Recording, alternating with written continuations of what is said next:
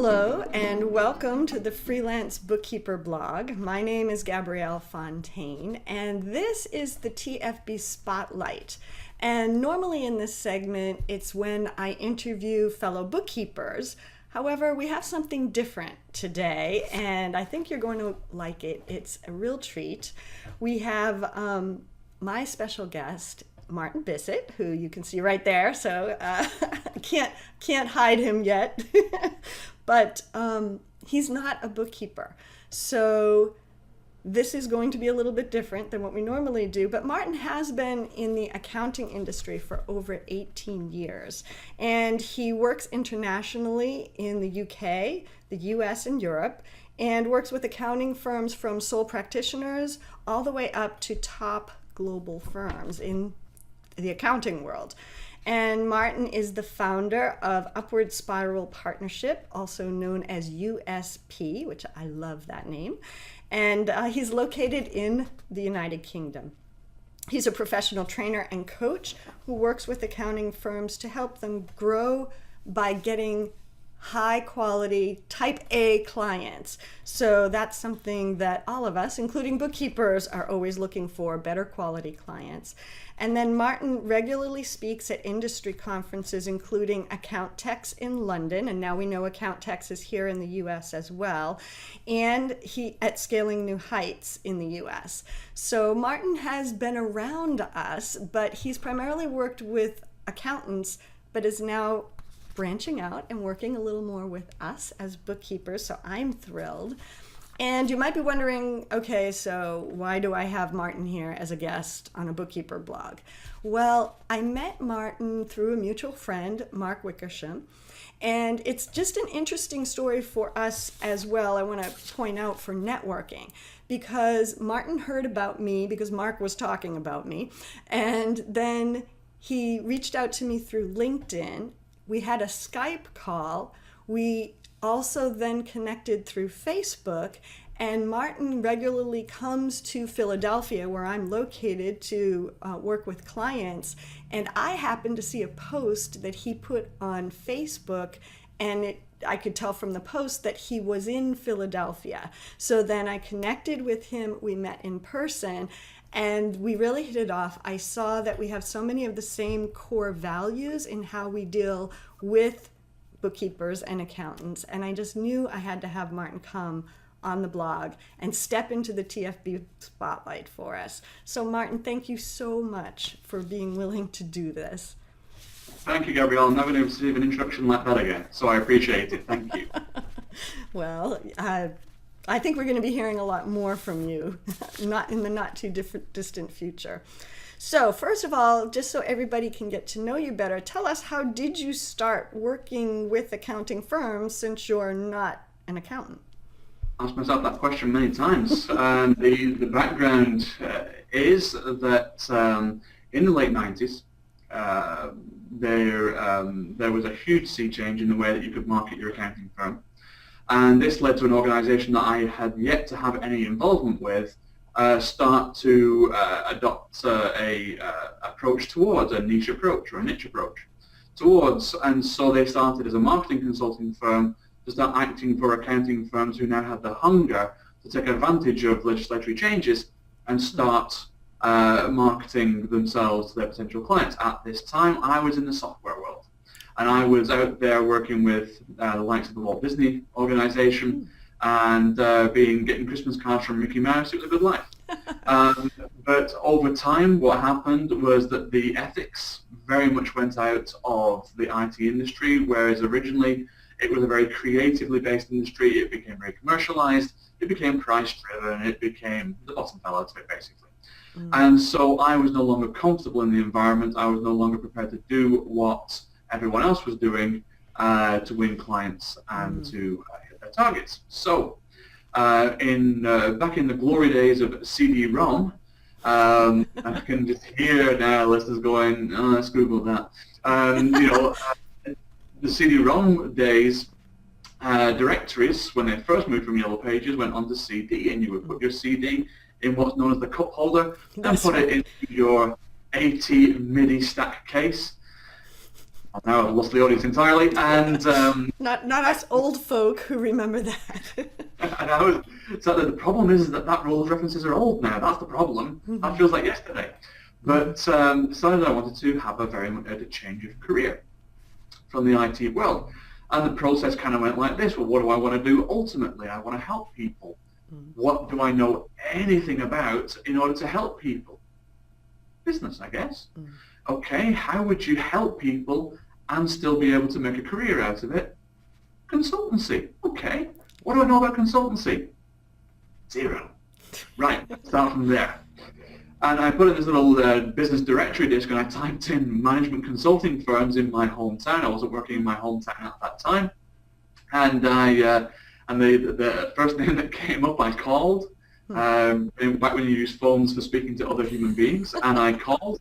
And the person who answered said, how can I help you? And I said, could I speak to the managing director, please? That's our United Kingdom version of the CEO.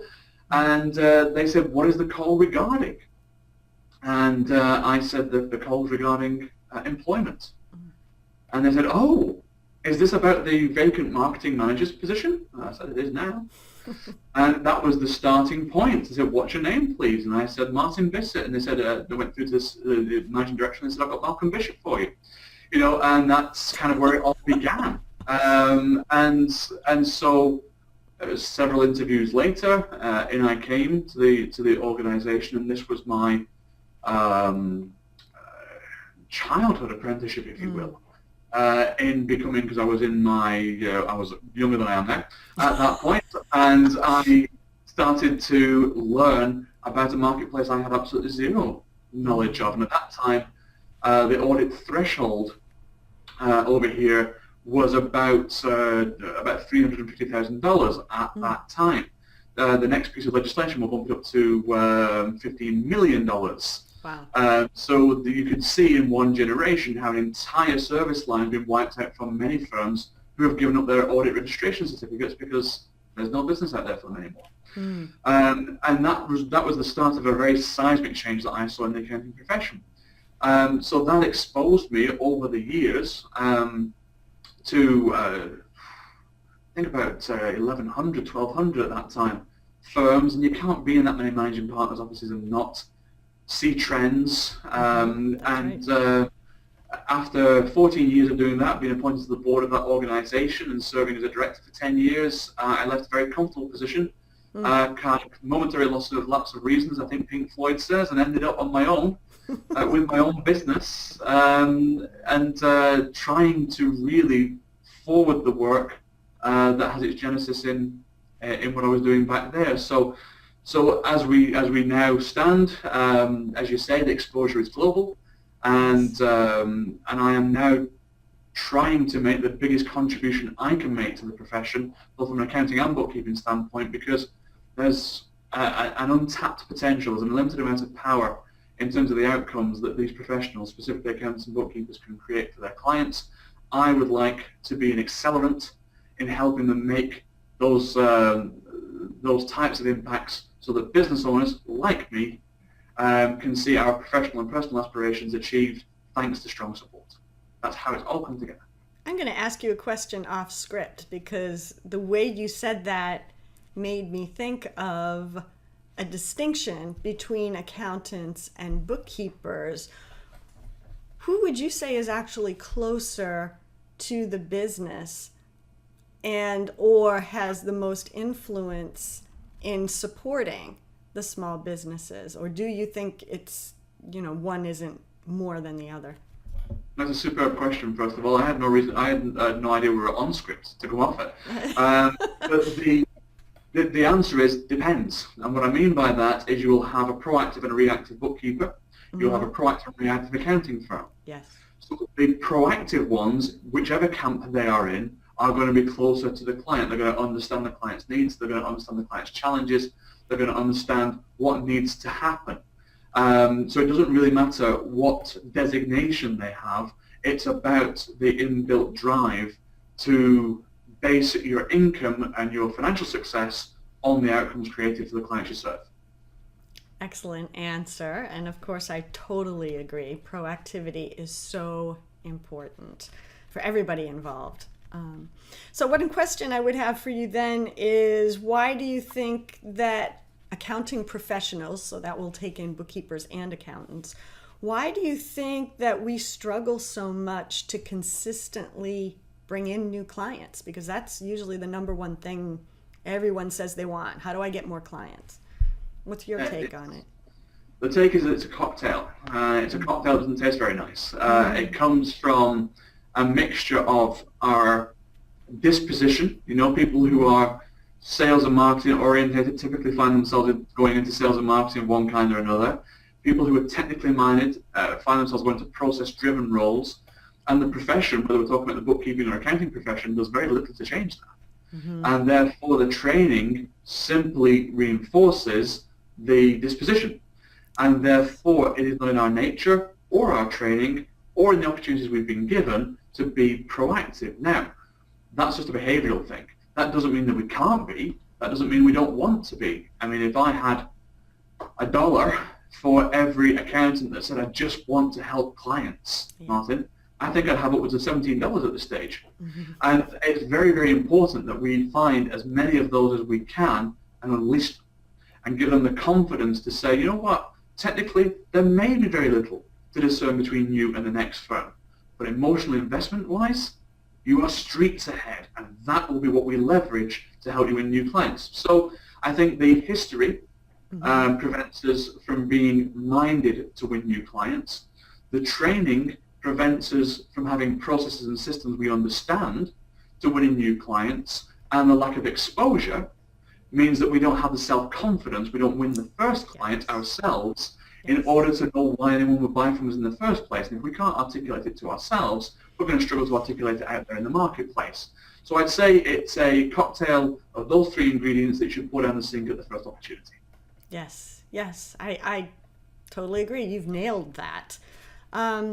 So you have a program that's about filling the sales pipeline. What does that mean, to fill the sales pipeline?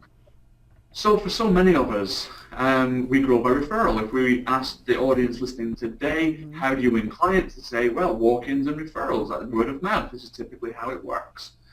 And they will say that's how we always do it. And we always grow by about 5 or 10% each year on that basis, and we lose 1 or 2, so net we're up. And then I say, okay, what happens if the tap gets turned off? And they go, don't know. And as a result of that, I'll say, okay, so imagine a client came to you and said, hey, I'm trying to grow my business. I am completely reliant on external factors for that to happen. And if people don't choose to work with me, I have no contingency plan. You're going to buy me? Let's invest. And what will typically happen is, as an advisor, as a professional, you would know that there's alarm bells ringing in my head. Why haven't you got a backup? Why aren't you proactive about this? Why can't you forecast your income? Why don't you know what's coming in? Why don't you know when it's coming in? Why don't you know what size it is and its desirability when it comes in? So all of these questions are open. And therefore, building the pipeline, I find to be one of the initial building blocks in constructing a powerful practice.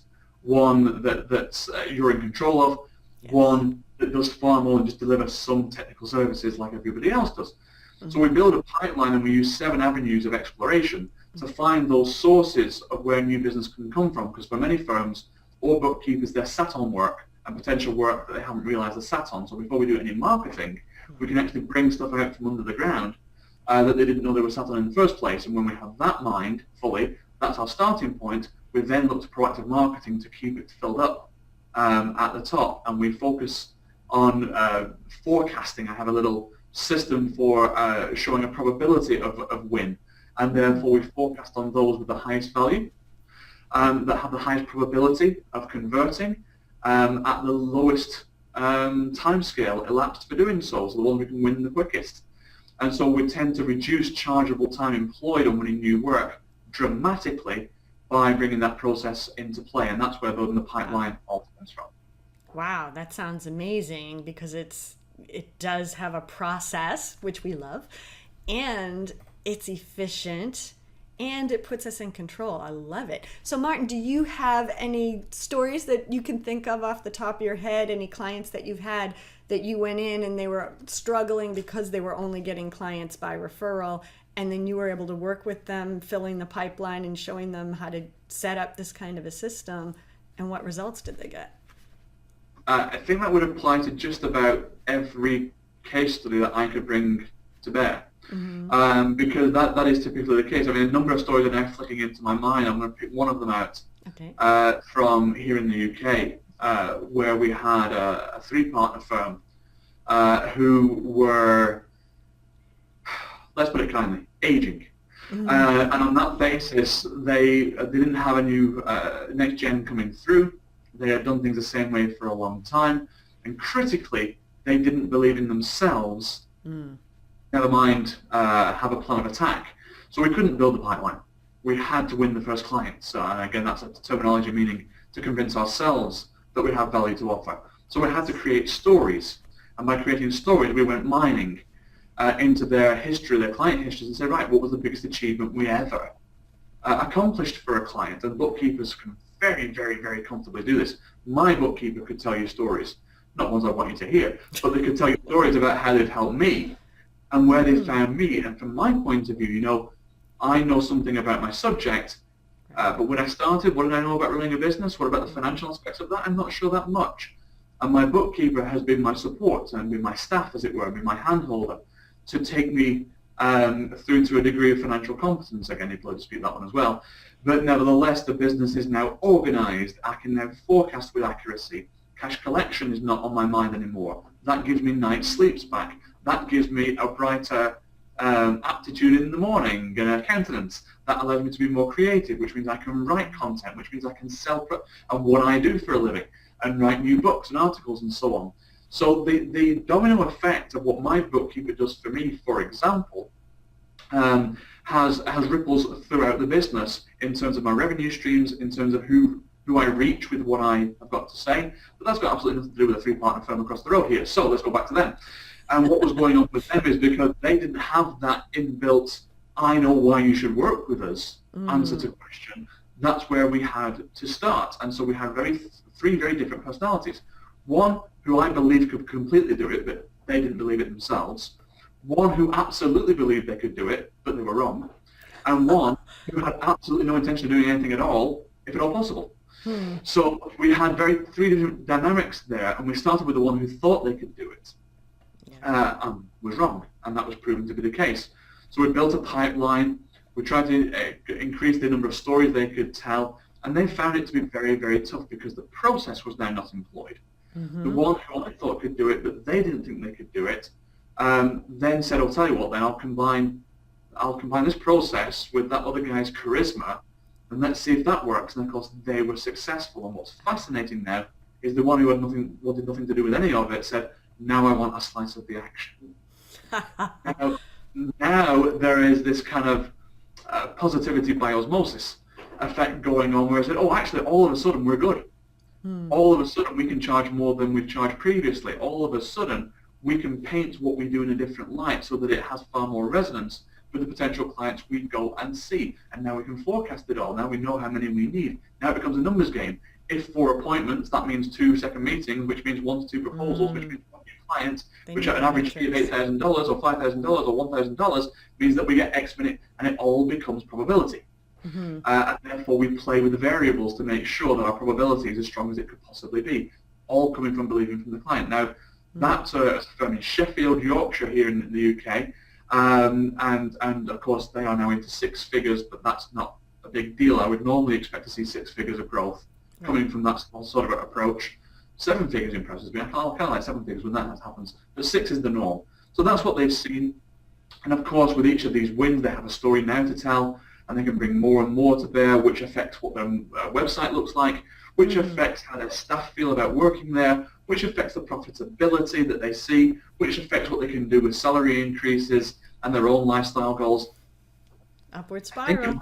Spiral. I should call a business that. Anyway. I think you should. I think I should. I think I should after this call is done. I picked that example because it's representative of whether we're talking about bookkeeping or accounting. It's representative of the light bulb going on. Okay, there's going to come a time when we watch this and somebody's going to say, "What are light bulbs?" But a light bulb going on and going, "Oh, I get it. I'm actually of worth to a client. I'm not necessarily evil. Oh, I get it. More people need my help. Oh, I get it. They're not getting help from where they currently are." Another big faux pas. Oh, and all our services are the same. No, they're not. Oh, I can be more. Oh, there is a way of reaching them. Oh, they don't think I'm salesy. Oh, I can quote that price, and it just goes on from there.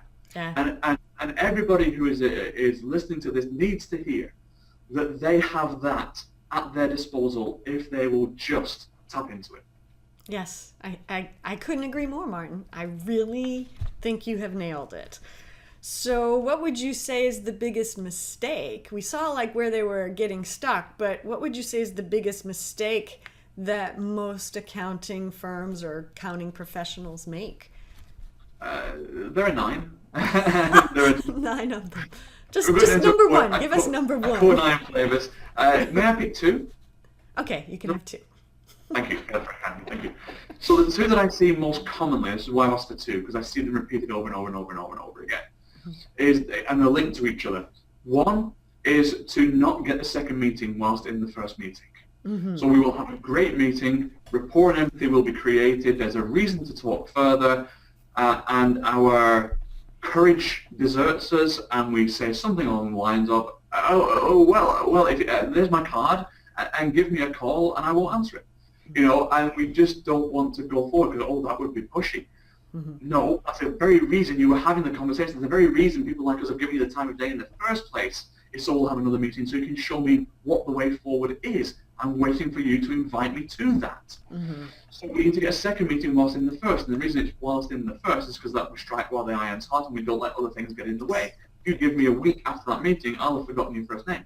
Mm-hmm. Not because I don't like you, not because you weren't important to me, but because I'm running a business here and I am crammed with things I've got to do.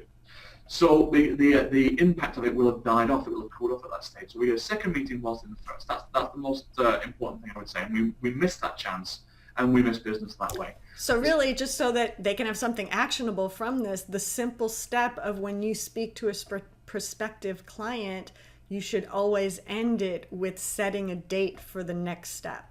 Correct? I would say so. And the next step is not a call, it's not an email, it isn't a Skype, it's an in-person meeting. Okay, that's what it's got to How does that work for a virtual bookkeeper? For a virtual bookkeeper, it then becomes a face-to-face.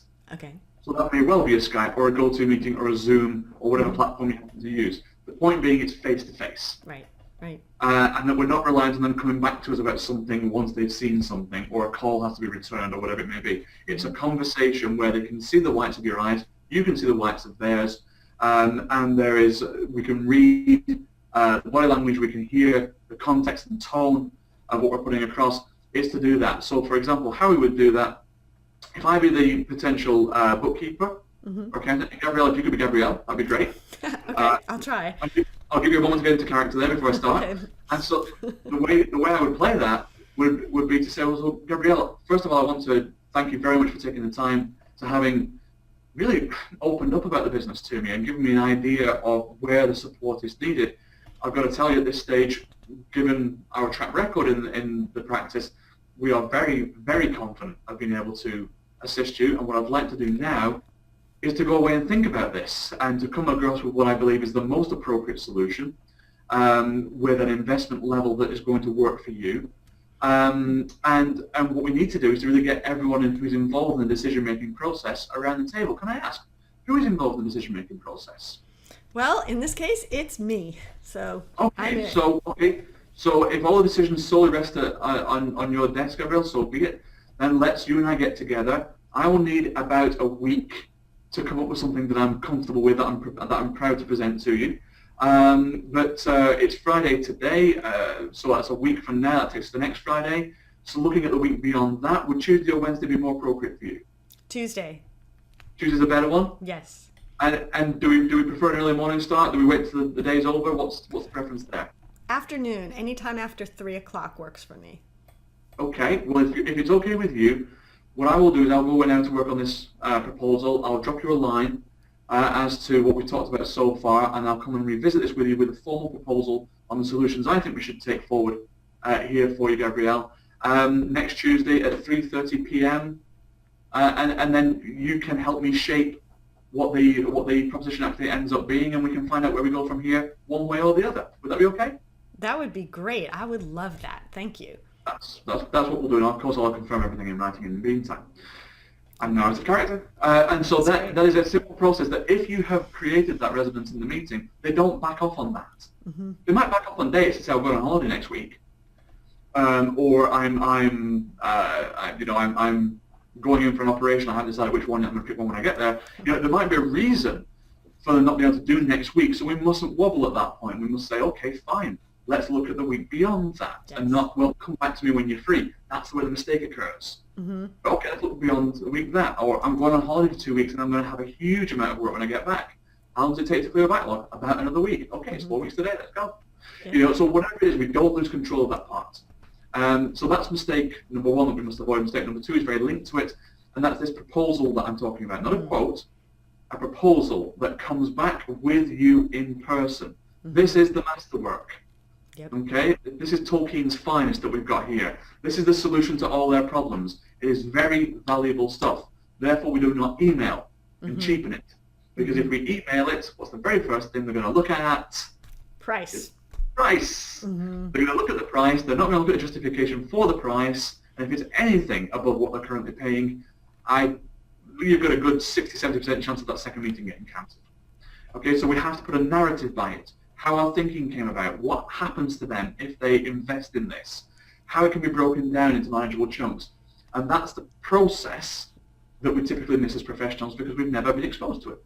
Yes, I agree. And I learned this very recently because I used to always do that too. I would send off the proposal by email and then you have to wait. There's no deadline, and a lot of times it just dies on the vine. It does die in the vine, and then we go, hi, is Gabrielle there? No? Okay, Martin called. Can she give you a call back? Thanks. Don't pick up the phone. Send an email to follow up. Yeah, we'll send an You're email. kidding? We're introverts here. Of course, because I forget. Sorry, so throw that out the window and then write an email. And then it's like, well, am I being too pushy now? I hate being pushy. But what I loved, what you did in that role play, I mean, being on the receiving end, I could feel it. It's not salesy at all. It is service. You're there taking care of me. And clients love that. I would love any of my service providers to be like that. It really is attractive. So I can see that it really builds the relationship at that point. I mean, it's making the potential client really want to work with you because others don't do that. Others do not do that. And the Japanese say to serve is glorious. They say other things, of course, not just that, but they say to serve is glorious. And the inferred message here is that I'm here as a professional, Gabrielle, to help you solve what you're telling me is getting in your way. Will you facilitate that for me by allowing me to come back to show you how me, the professional with the track record who can do this, can do it for you? That's right. That's not a sales proposition. That's a problem-solving situation. Yes, exactly. And it feels that way to the client too. Which is a critical, yes. Yeah. So, that what we're talking about, this is almost like the sales process. But always bookkeepers will say, well, I need new clients, so I need to do more marketing. It sounds like there's a lot of overlap, but difference. What would you say is the difference between marketing and sales, or business development, as it's called now? Of course, we call it business development because nobody wants to say sales. So let's develop some business. Let's facilitate opportunity, because we don't want to say sales. It's all sales because we're a capitalist nation looking to make some money out of what we do for a living. So it is sales. And marketing is quite simple. Marketing is any activity that creates an opportunity. Any communication that creates an opportunity is marketing. If it doesn't create an opportunity, it's exceptionally poor marketing. We talk so much about brand awareness and profile raising. Well, raise your profile as high as you want. If nobody's coming to talk to you, what's the point of that? So that's to create an opportunity. Business development, or whatever name we want to give it, to hide the fact that it's sales, is the closing of that opportunity, turning the opportunity into money, and a relationship, more importantly. Again, so that's the main two differences. But of course, the question of I need to do more marketing can often come about because we didn't close the last set of marketing particularly well. The reason we need to do more marketing is because we wasted what we did last time. We didn't follow up from the event. We emailed the proposal. We didn't get the meetings in the diary, whatever it was. So if marketing is not putting meetings in diaries, it's failing. And that includes Skype calls. If business development is not putting dollar notes in the bank account, it's failing. And that's the ultimate measure of those two disciplines. I love it. Results-based. That's good. Very much so. Yeah. Excellent. Thank you. So if you could share just one powerful technique or tip right away, what would it be? Well, I would say a number of things. I would ask you to, not you, I would ask everyone who is watching or listening to look at their diary and ask themselves. AKA your calendar. Calendar, diary, the thing that's on the phone or on the wall planner or wherever it happens to be that tells you what you're doing tomorrow, that thing. And to say, right, it is as we record this, it's the 10th of June. Where's the money coming from this month? You know, okay, I've got recurring fees up to the extent of X, okay, and if any one of those drops out, I've got a problem. How am I replacing that? And that would be the question that the bank manager would ask. That's the question an investor would ask. Is, all right, what happens if we lose a client? Where's the money coming from? Now, for most of us, we will go, don't have an answer to that question. That's typically the starting point. Is to say, okay, where's the money coming from this month? We typically won't know. So that should lead to the next question of how do I get appointments in my diary? And that leads to the next question of, right, what do I need to do to get some interest? Do I need to speak to existing clients for referrals? For example, do I need to bring more value to my existing clients on a cross-selling basis? Do I need to go to new business? What do I need to do? And the one tip I would say to start with all of that is to ask one question: where's the money coming from? And how often would you say we should be asking that? Every week? Every month? How often? Well, it's typically tied into a pipeline process of having a pipeline, because that's the normal answer to the question, where's the money coming from? The pipeline will tell us what we've got coming through, or at least potentially coming through. And speaking from a personal point of view, I review my pipeline every 2 days, but I would do that because the nature of the beast that I am. As we're starting point, I'd say a minimum of every 2 weeks. What we'd say in the UK is fortnightly. Every 2 weeks, and then from there make it weekly, and from there make it as often as you can, because it's fluid, it needs to change, and if your prospects that are in the pipeline today were in there 3 months ago, we've got a problem. You know, it's a constant turnaround and flow. The pipeline doesn't have water sat in it, the water sat in it will go stale. It pushes the liquid through because the flow is coming through and replaces it with new stuff to the extent that we can accept it. And so for us as bookkeepers, we might only be able to accept one new client a month. That might be all we can do. And if that's all we can do, then let's say, right, one new client a month is going to require 2 proposals. 2 proposals are going to require 4 first meetings. Where am I getting the 4 first meetings from? And that's the marketing part, yeah. Work it backwards from there.